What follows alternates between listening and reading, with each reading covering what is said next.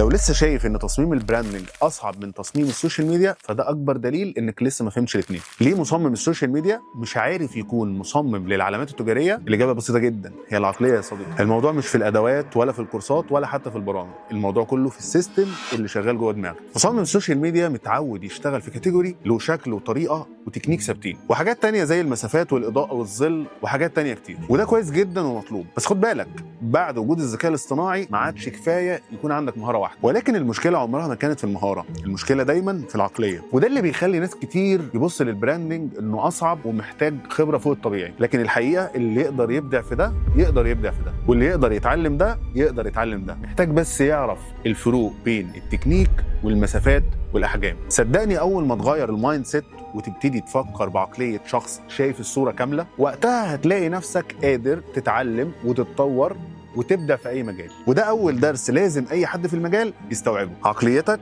هي اللي بتحدد سقفك مش شطارتك. لأن زي ما قلت لك في أول الفيديو، السوق دلوقتي مش بيدور على الأشطر، بيدور على الأوسع في المهارة والأسرع في تطوير نفسه. وده اللي بيفرق ما بين حد بيشتغل وحد بيفكر إزاي يكبر. وده كان درس جديد في رحلة البحث عن صاحب أحسن مايند سيت في العالم. شكرا جدا ليك.